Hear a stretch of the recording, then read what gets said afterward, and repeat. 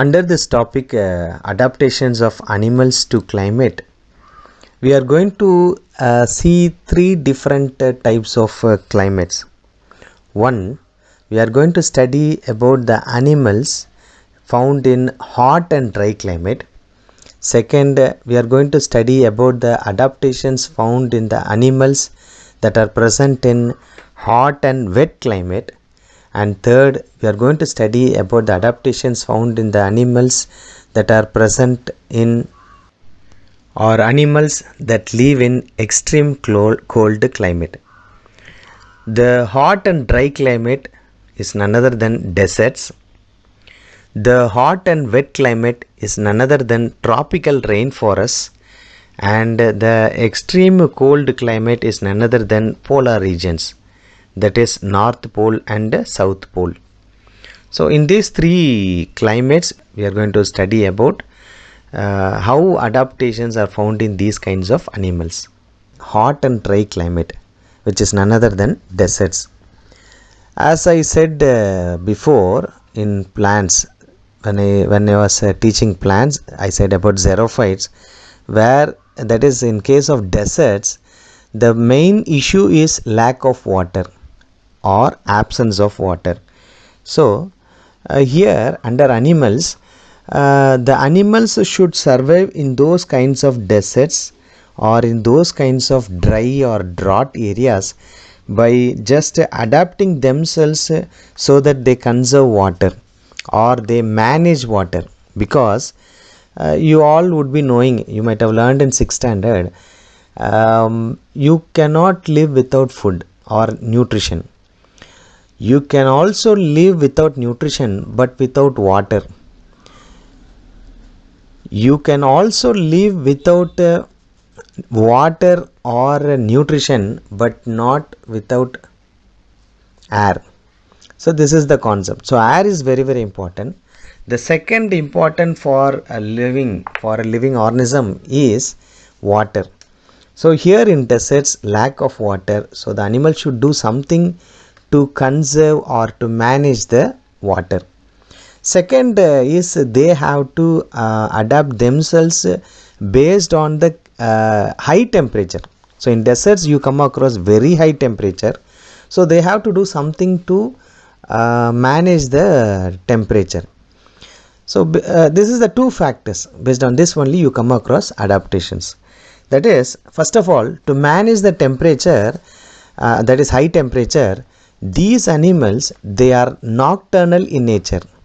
Not all, but most of the animals that are found in deserts are nocturnal in nature. That is, the animals which are active during night time are known as nocturnal animals. The animals which are active during daytime are known as diurnal animals. So we have two kinds of animals, nocturnal and diurnal. The animals that are found in the deserts are nocturnal in nature. That is the first adaptation. So they will be active search of prey during night time, and they will be taking rest during daytime. This is because in daytime you have very high temperature in deserts, and in night time you have cold or low temperatures. So these animals are able to adapt or adjust based on this temperature by being nocturnal. The second important concept is, in case of certain animals like rats and snakes, they which live in deserts, they live under the soil. They burrow and live under the soil. They rest. They take rest during daytime under the soil, because the surface of the earth will be having very high temperature. When you go in deep into the soil to some extent, you will find the temperature will be low compared to the surface. So for this reason, these animals, they burrow and live under. This you might have learned even last year in 6th standard. Okay, this concept. Then third, in case of snakes, salamanders and tortoises, they go into a summer sleep. So we have two types of sleep. One is summer sleep and other is winter sleep. The summer sleep is known as aestivation, whereas the winter sleep is known as hibernation.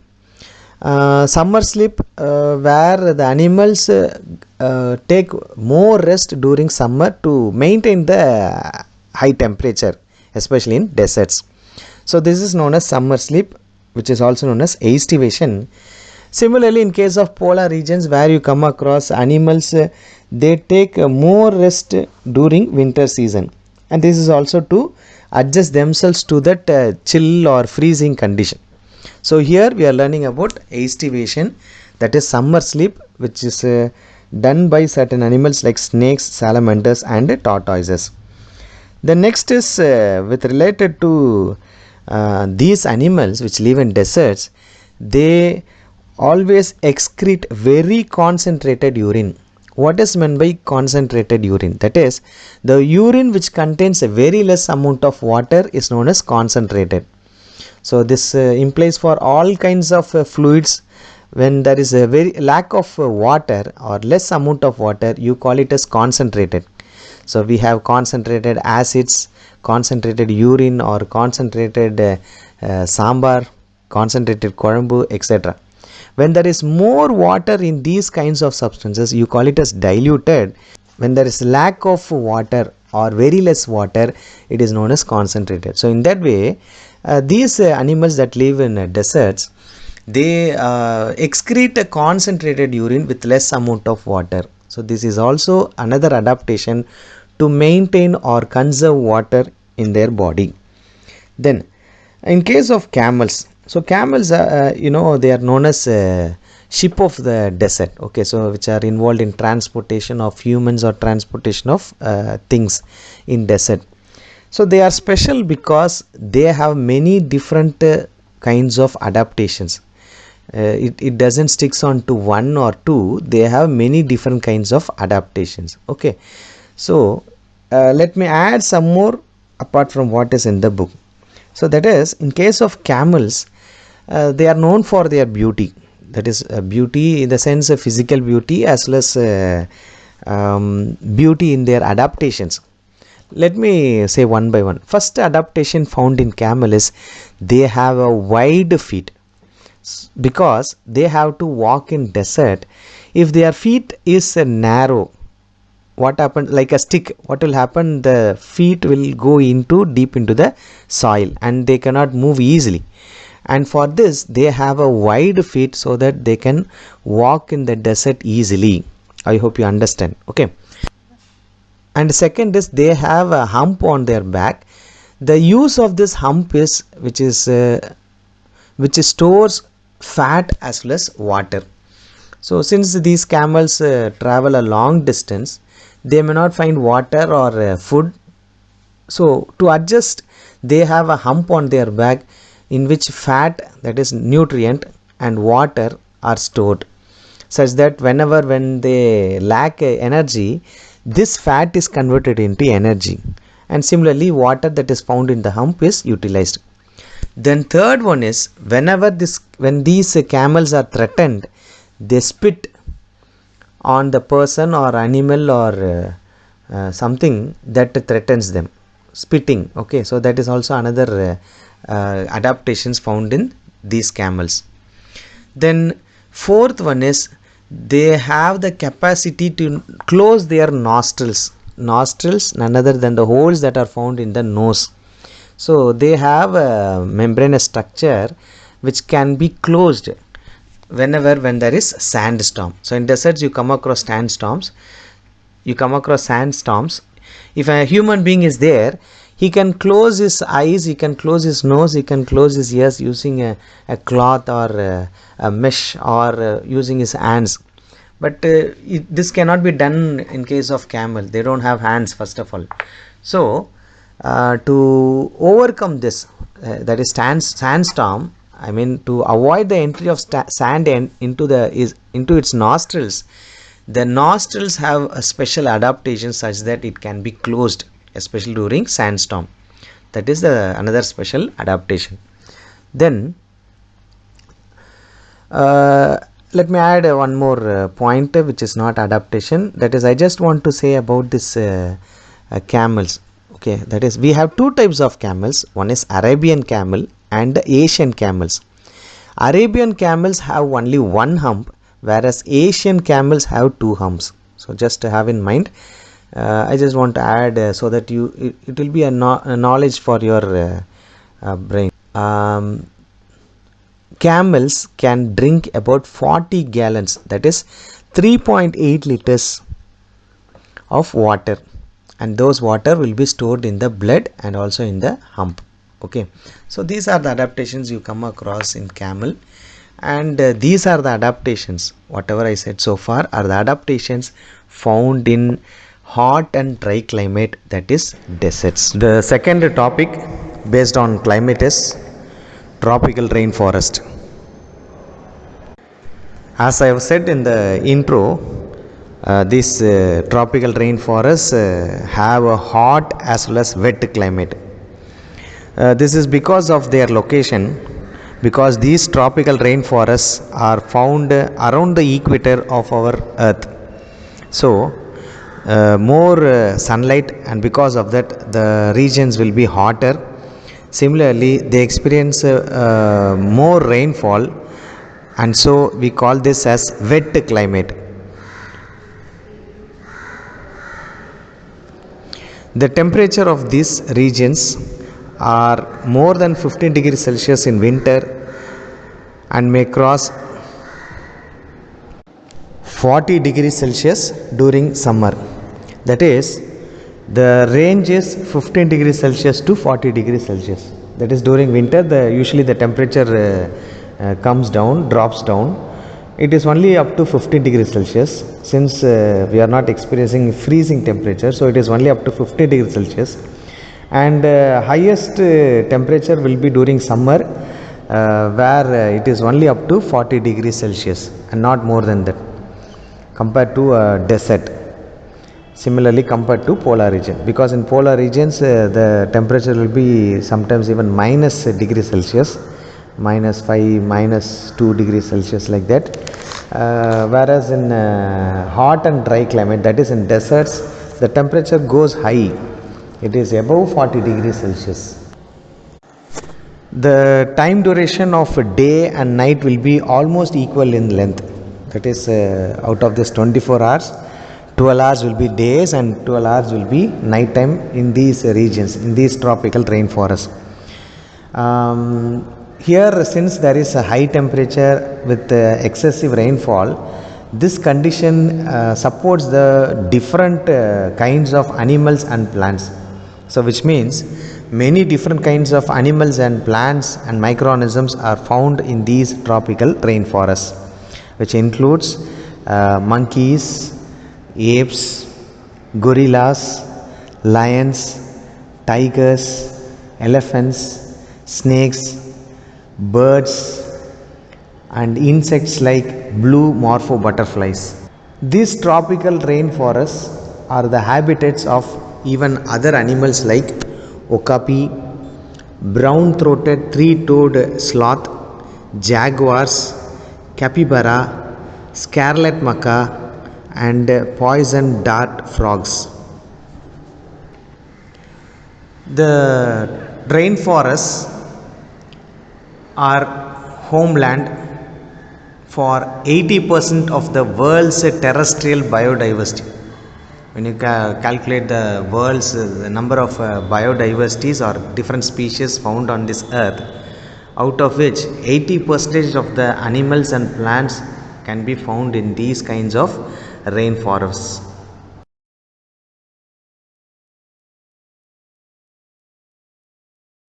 Okapi.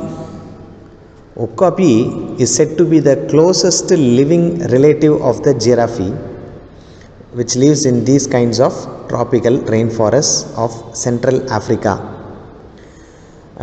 You can come across striped colors on their limbs, which helps them to camouflage, that is to disappear themselves in the dense forests. With regard to brown-throated three-toed sloth, they are said to be the slowest moving animals. This sloth, it weighs approximately some 8 or 9 pounds, and they live exclusively in trees, feeding on the leaves, twigs and fruits. It moves that much slow that its fur takes on a green tinge from the algae that grows on it. I hope you understand. Since it is very slow, algae starts to grow on the fur of these animals. And one more significant characteristics of these kinds of sloth is they take a month to digest a single meal. Jaguars are famous for their beautiful spotted coats. Jaguars are famous for their beautiful spotted coats, which help them to hide amongst the grasses, bushes, and trees where they live. A kind of jaguar which is black is actually known as black panther. Black panther. Jaguars are known to eat more than 85 species of prey, different kinds of animals. They feed on different kinds of animals. The next is capybara, which bears a strong resemblance to its guinea pig. I hope you might have seen guinea pigs. So this capybara are similar to guinea pigs, and this capybara is the largest rodent on earth. I don't know whether you know about rodents. Rodents are animals which have mainly two characteristics. One, they burrow and live under the soil, and the second one is they have well developed incisors. We have already learned about this in second lesson. We have different types of teeth like incisor, canine, molar and premolar. At the front of any animal or human being, we have the so called incisors. These incisors are well developed in certain animals. They are collectively known as rodents, which includes rats, mice, rabbits, guinea pigs, hamsters and capybara. These capybara animals, they live in the dense vegetation that surrounds water and frequently lives in water bodies to hide from their predators. Another significant characteristics of this animal is it can hold its breath in water for up to 5 minutes. This is just amazing, isn't it? The next is scarlet macaw, one of the most iconic rainforest species. It is a large parrot with a bright red coloration and blue along with yellow wing feathers. Its powerful beak can open hard nuts and seeds. They are one of the most few species that mate for life. Next, with related to poison dart frog, why they are called so? So these frogs, they are mostly bright colored animals on the planet, which has poison on their skin. They are known as poison dart because tribal people use the poison that is found on this frog.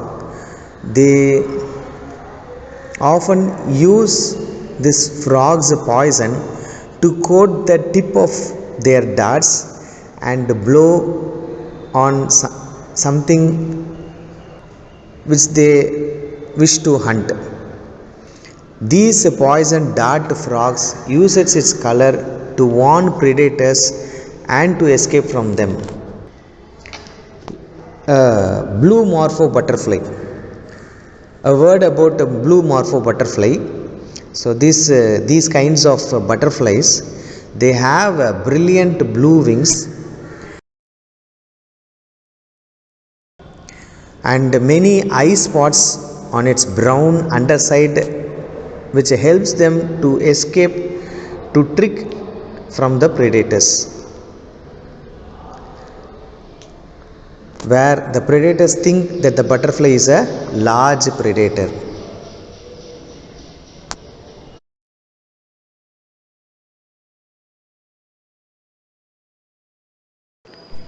You all are very well known about the monkeys. They have long tails and large fingers and toes, which helps them to grasp the branches of the trees and to swing from one tree to another. Toucan, a tropical bird having a long and large beak. Beak helps them to reach the fruit of weak branches that cannot support their weight. So they can sit in another branch, and since they have a large beak, from that distance they can consume the fruits. That is why their beaks are larger. Elephant, they have a big trunk which is a modified upper lip and nose.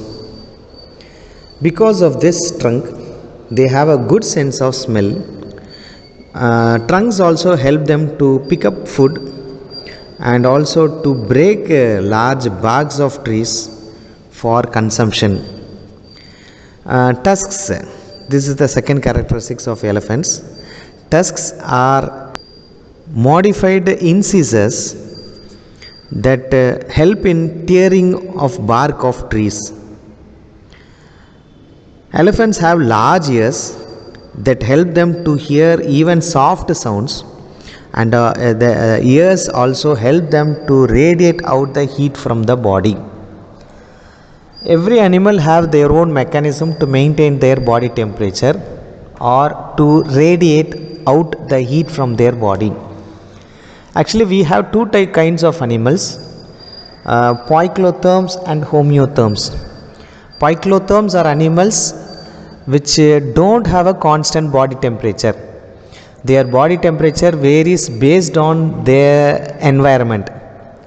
Example, frogs, reptiles, they don't have a constant body temperature.